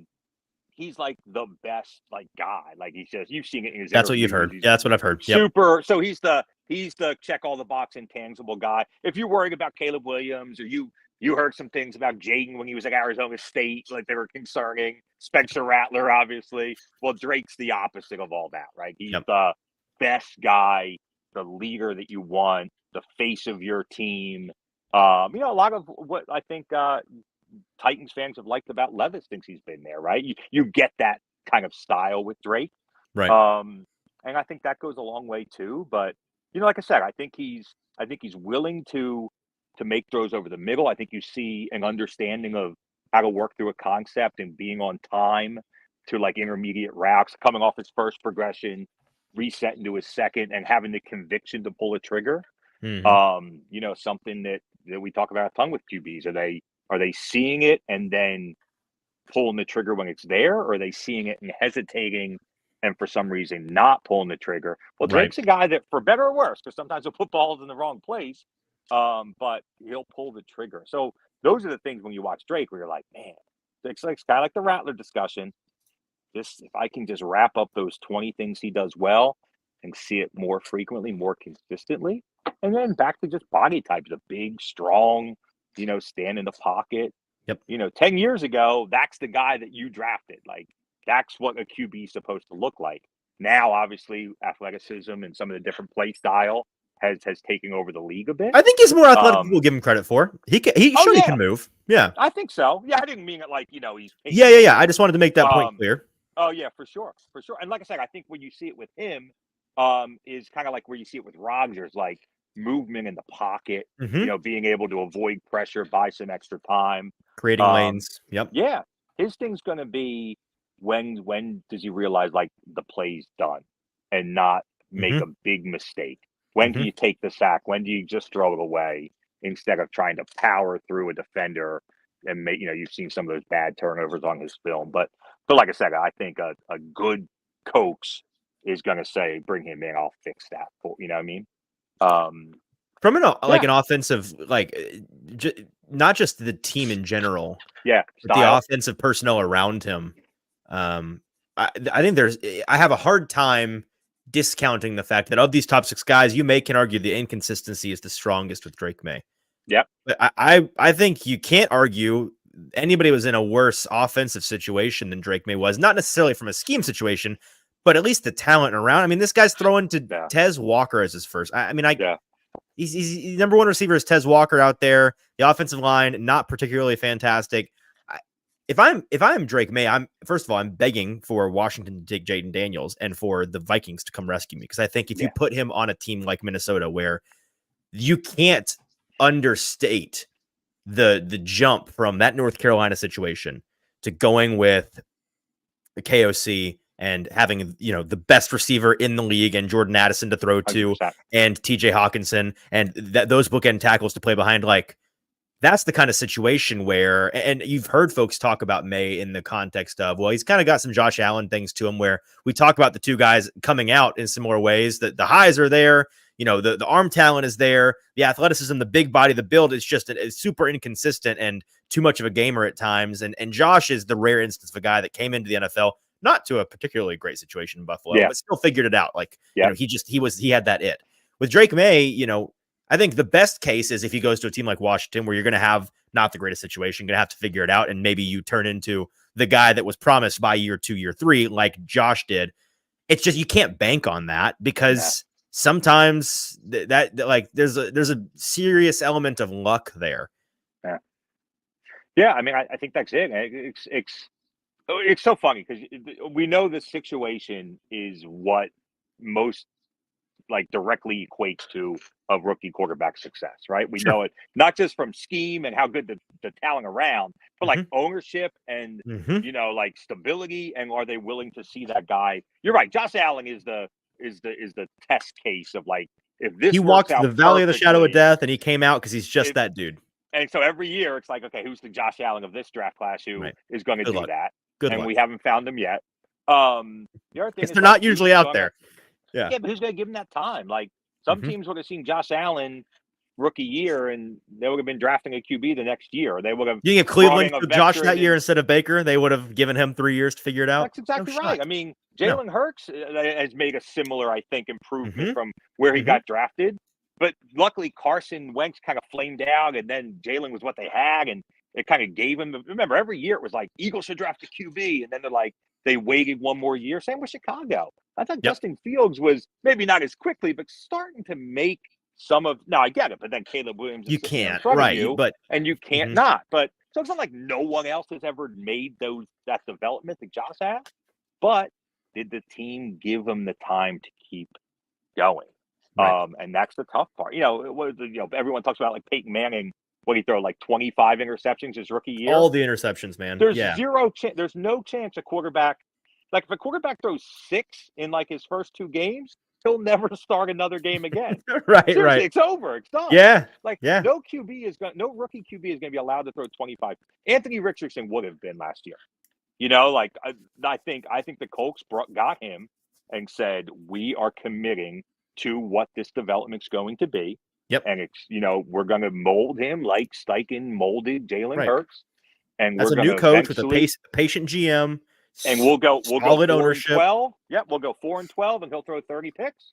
And we'll go, 7 in whatever. I forget. We got 17 games now. I can't do the math. Well, that's an owner that's seen it, right? He saw that with Peyton. He knows what that the dividends that patience pays. So you get that. But those are rare situations. So yeah, Drake goes there. A situation similar to that, and maybe it is the Vikings with KOC because the young coach, they're going to give him leeway.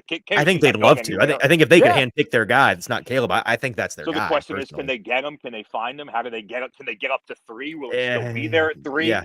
That's the tough part. But listen, I love watching quarterbacks have success. So I'm like rooting for all these guys to find the perfect situation and get the time they need. Just the reality, we just know it's not going to happen. It's going to be so exciting if he ends up with the Vikings, and it's going to make me shed many tears if he ends up with the Patriots, because I don't think any of these quarterbacks can go to this Patriots team right now. I think whoever goes there is doomed to die personally, but we'll see. Have you thought about how you think about Drake as a prospect with Levis as a prospect? I know I talked about how I liked them maybe more than the lower round guys, but you like Drake a ton. Yeah, like if I added Drake into last year's pool, I would have slotted him above. Levis would have been the 5th guy for me. I don't think it's leaps and bounds different, because there are some elements of their game that are really similar. They're similarly built guys. Levis is actually a slightly bigger guy. Sure. But they're both more on the raw side coming out, but they've got the traits. So it's a similar guy, but I probably would have leaned May. Just because I think ultimately I did see more flash from him. The high end with him was higher than what I saw with Levis in college personally. Yeah. What's similar too is the way that, obviously their offense and their OC was so much better suited for them. Their second to last year of college, totally right? Right. Both of those guys, obviously with Liam Cohen and Levis at Kentucky, and then with Phil Longo with Drake. I mean, you saw, I think, the best of both Levis and May that year before their last year. And then both of those sea changes, both with guys that, I don't think, you said a lot of it's talent. I think a lot of it was, especially with Drake, was scheme.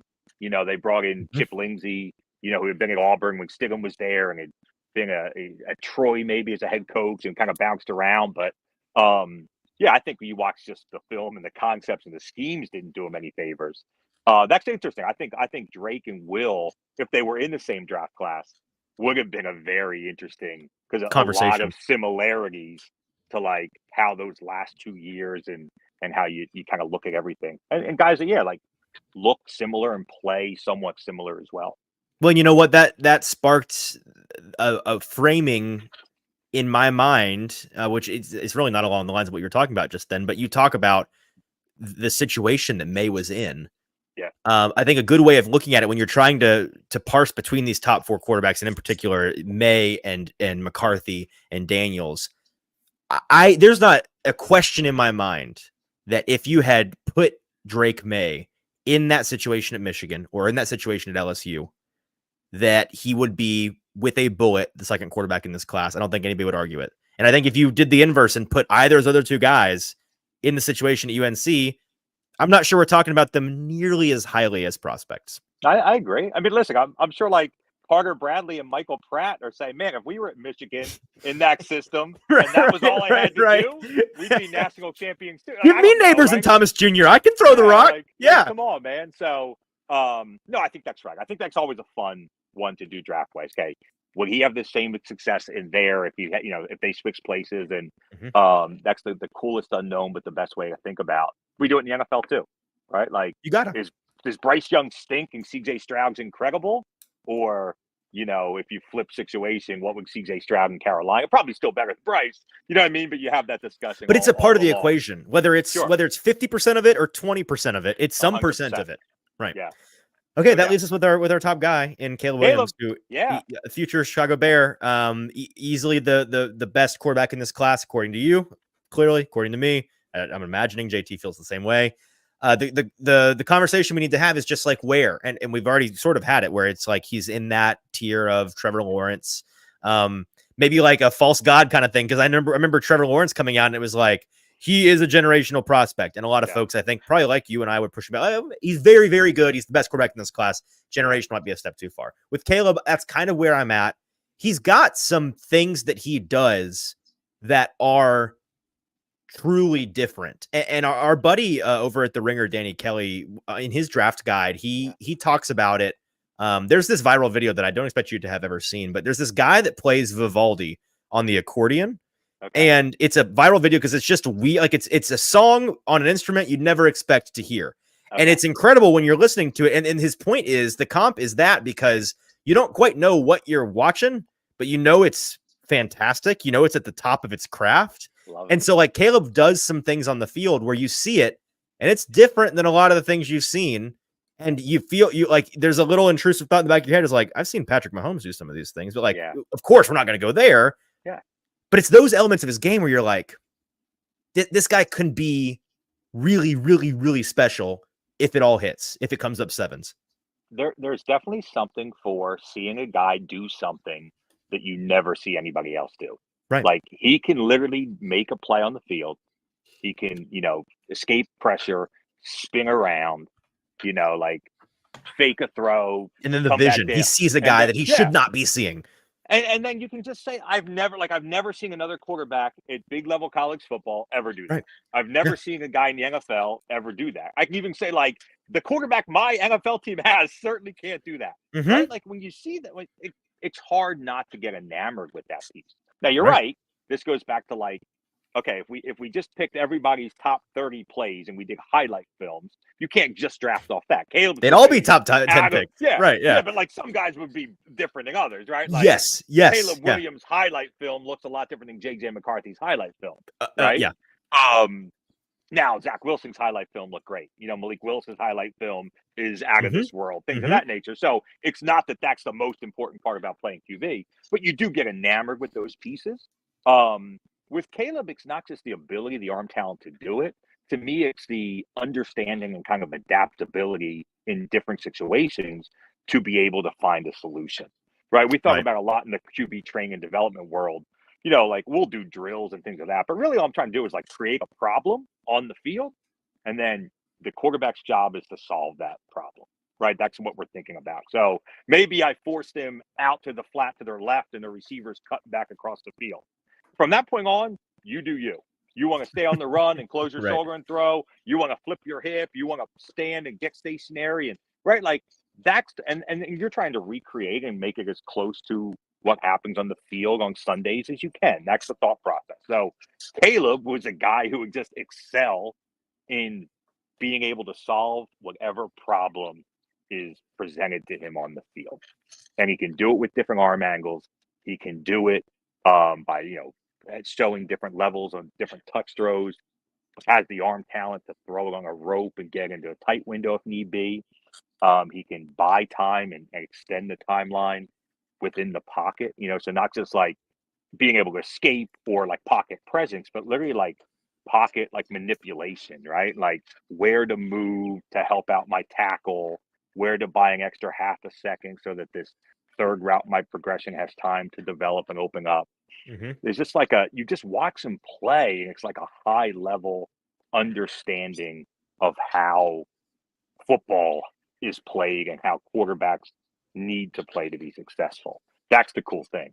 Now, there's also the Superman aspect of his game where, hey, let's play in the structure a little more. Let's do the things that we're supposed to do. Right. And you see, and this is what we talk about with Drake as well, right? And we touched on earlier. So if I'm a coach, it's a lot easier to pull the reins back in from Superman than it is to ever what's the worst analogy? Make Clark Kent do more special things, right? Like, does that make sense? Yep. So that's the way I would think about it. So yeah, I mean, to me, like I said, there's such a separation, such a head and shoulders of where he's at in his game. Like I said, I can say all those things. He still, needs to protect the ball better. Needs to not run himself into sacks and know when the play's over and be smarter about some things there. But I can say all those things and still not be as high on him as some of the rest of the draft world. Like, sure. I think he's CJ Stroud was my top QB last year. Right. I think he's better than good CJ take, by the Stroud, way. obviously, right? Yeah, it worked out. Not that I saw any of that coming, but no, you did. Don't worry. Yeah, that's right. You did. Yeah, Mark. That's what you thought would happen. Find the tape from last year. Yeah. Pull it. Yeah, like he's better than CJ Stroud, but like I said, he's better than 22 draft class. He's better than Kenny Pickett. You think? But yeah, but Trevor, that's as far as I go back. I don't think he's Joe Burrow. Like they're so different players. Yeah. But he's like, I don't know. It's so hard to what if Trevor and Caleb were in the same draft class? Who do you pick? Who knows, right? Because they're so different, like the things they do well. And, I mean, one of those guys was winning national championships, so I think it would have been. I think the fit alone may have made that decision for us. I think so too. Here's a funny thing, because I'm a Bears fan. I grew up a Bears fan, and obviously worked closely with Justin Fields. So your opinion on this is null and void, completely invalid, because he's your quarterback now. You're getting off the pod, you guys. We appreciate you too. You know what? Hey, if JT could be a Mets fan and a South Carolina Gamecocks fan. You know what? That's a great point. You make a strong point. I need to kick you both off the show. Is what I need to do. No, but here's the funny piece. I would have argued I liked the way Fields' development was happening in Chicago, and I kind of thought maybe you stay the course and see that play out even over Caleb. Like, I get why that's probably not the smart way to do it, but that's where I was. Like, at least had to make a decision. It was the timing was brutal. It was brutal timing. Yeah. So my point is, if I thought Caleb was a no doubt about it, then you don't think twice about shipping off Justin. So that's where I'm saying maybe I'm not as high on Caleb as I am on others, as other people are. I mean, but yeah, as far as in comparison to these other guys in the draft class, he's got a real chance to be a top 5 quarterback in the league if it all comes together. And there's not another name I see on this paper that you could say that about. JT, anything to add to that? I mean, it's hard to say Caleb much else when you totally agree with everything. It's with the bullet. He's the consensus guy. It's going to be a Chicago Bear in less than 72 hours or so. Is that right on timeline? Maybe sounds about right. I think so. Sounds good to me. 3 days. Good to me. But yeah, I'm sure the guys in Detroit are hoping it comes a lot sooner. So sure. Both the guys getting drafted and the people probably covering. I don't know exactly right. We're gonna start the timer and then Detroit. we're gonna have to wait another 10 extra minutes as the clock kicks. You never know. Maybe how long do you think they make us wait? I mean, you think they're gonna do the whole thing? For sure. Gotta. Is Caleb? I can't remember. Caleb's gonna be at the draft, right? Yeah. So he's got to be in the room. So you got to give him a couple minutes. You got to wait for the phone call to like the phone's got to ring. The cameras have to swoop in. Remember, that all happens before they even announce the draft pick. Right. So, right. It's going to take some time. Make you guess a little bit. I can see a world in which the expectations for him, I mean, they may already be out of control. Yeah. But like by Halloween, by Thanksgiving, they're really out of control. But just because of the fact that, and this as a Chicago fan, he might be like the best quarterback in the history of the Bears fast. Like, because the bar is so low. The bar is so incredibly low. If he passes for 4,000 yards this year, he'll be the first to ever do it since the Bears were founded in 1874. Like, when the Bears drafted Justin Fields, it was, oh my God, we finally got a QB. We've never had one. Jay Cutler, whatever. We finally got a guy. And then now it's the next iteration, and maybe this guy pans out the way we thought. The flip side of that is, man, if he's 1-7 out of the gate and he's struggling in ways you didn't expect him to struggle, and you ship Justin Fields off, who was made, I don't know, like, but they're doing it right this time. Because remember, Fields comes in and they had signed to Dalton, and they did the whole thing where it's like Dalton played a lot, and they didn't. That weird dance of, we don't want to put the rookie out there too early when you got a starting or a veteran backup, because if you do and they suck, then people are going to be calling for the backup. The fact that they're in Chicago, I heard some Tannehill. It's the kid from last year, the rookie who played a couple games. And I was like, wow, Bagent, Tyson Bagent. Like that's where you want to be right there. No one's going to be calling for Tyson Bagent, even if they're 1-7. He's going to get the whole season. They probably need to bring a veteran QB in too, I would think. I'd say no. Kind of have somebody. You say no. I'm not saying. Would you want like what do you mean veteran? Like you want a Ryan Tannehill in there over his shoulder? I don't know. Once again, I don't. It would depend on. Do you think Caleb Williams is looking over his shoulder, concerned about? I don't either. Tannehill? Yeah, I don't know. I don't know what the coaching staff is doing, and I know that a fan base like Chicago will turn on a guy for right or for wrong very quickly. Yeah. No, you're right. No, perfect situation. Like, it doesn't matter. They're going to give him run. They're going to take the model approach because they have to. Because when you decide to pull the plug on the guy you were developing, you can't just keep doing it like at one point you have to just stick and say, okay, one of these guys we have to give the opportunity for them to reach. And like I said, let's not forget, less than a year ago, Tyson Bagent came in and played 2 games because Justin Fields got hurt, and there were a lot of people very loudly saying, maybe we stick with him the rest of the year. So if they did that with him, the next game, and then they were like, oh, never mind. No, exactly. But the point is that you need to have no other options for fans to turn on and just make them ride it out. Make them ride it out. That was Tommy DeVito in New York, right? Tommy DeVito he should be, and then it was like he played the 4th game, and it was like, oh, never mind. That primetime game, you're like, oh, yeah, I don't know. Never mind. Daniel Jones come back. So exactly. Like I said, I'm optimistic. There's no reason why Caleb wouldn't have success both it's a decent landing spot long term, by the way, in terms of like some weapons around him. The history of landing spots for a first overall pick for a quarterback. Yeah. It's among the better. I mean, it's better than where Trevor ended up. Like that Jacksonville team Trevor went to, obviously a wreck. Yep. The team that we saw, the Carolina team that we saw Bryce go to last year, a mess. I don't know. And that's the weird thing. Remember last year we were talking about Carolina, like pretty decent landing spot. We had that conversation. And we would have argued that the Texans was like a worse spot. Like they had no receivers. Who's going to catch the ball, right? So maybe we're fooling ourselves. But I think Chicago's a decent spot for him.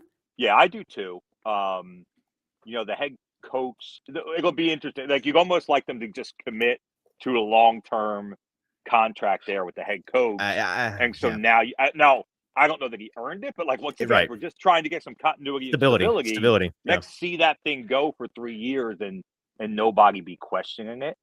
It'll be interesting. But no, like I said, from a talent standpoint and production on the field, he won the Heisman 2 years, right? It's not like he's a guy that could be good, but we haven't seen it all together. Like we've seen it. He's an easy one to bet on for being really good going forward. All right. Well, hey, we could sit here and we could probably talk for the rest of the evening. But we need to wrap it up for the folks at home that are dying for us to be done. So we're going to be done. Sean, you are one of my favorite guests to have on because it is so much fun talking to you about these guys, and appreciate it. It's very easy. You make our show very easy. I don't feel like I have to do a lot of prep ahead of time because you bring the goods every time. What are you up to? Like, I know you're over at Quarterback Takeover. You're working with guys, staying busy. Yeah, I mean, kind of the whole crew, the quarterback takeover crew, is like all kind of spread out. Like Quincy is, Deshaun Watson is doing his shoulder rehab and Mhm. getting ready. Just started throwing himself. Deshaun spends a lot, or Quincy spends a lot of time with Geno Smith down in Miami, so he's kind of been between Deshaun, Geno. We're all in Atlanta. Tyrod Taylor, a couple other local QBs here in Atlanta. We spent a lot of time with. Obviously, I spent a lot of time in Tennessee with both Malik and Will. Mhm. We have a guy, Brian Beasley, part of our staff, who like coaches Julian Lewis. If people know that name, he's like the number one high school Hey. quarterback in the country, right?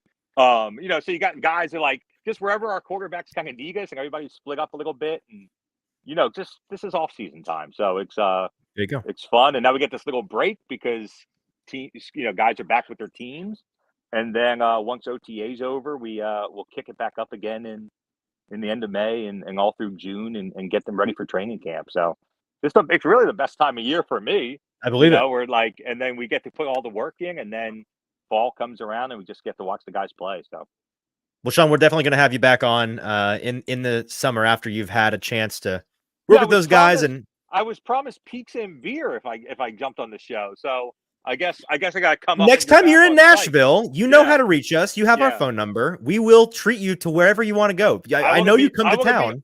I'm going to be on site. Is the sponsor still the sponsor? Like, I don't know. We had a 1-year contract, so we'll see. Maybe got it. next year it is, maybe not, but we'll see. Regardless, we're gonna figure it out. We'll make it happen. Sounds good, man. For sure. All right. Well, that is Sean McEvoy. He is the guy when it comes to quarterbacks, quarterback takeover, QB developer. That's our show for today, guys. One more live show before the draft live shows, which we'll be doing all of Thursday and Friday night. Rounds 1, 2, and 3. JT and I will be hanging out, eating, drinking, enjoying, reacting to what the Titans do in the draft. Tomorrow, Mock Draft 2.0, I'm going to inform you all of what exactly is going to happen because I'm already cooking up this mock draft. It is, in fact, 100% correct. So if you want to know what happens on Thursday before Thursday, you'll have to tune into tomorrow's show. Until then, make sure you're reading the Do and Don't Draft guide that is live now on Broadway Sports Media's website. JT and I go through 75 of our do and don't draft prospects and why they would and would not be good fits on the Tennessee Titans. It is your definitive draft guide ahead of Thursday's action. For producer JT, for Sean McEvoy, I'm your host, Easton Freeze. This has been the Hot Read Podcast. We'll talk to you tomorrow.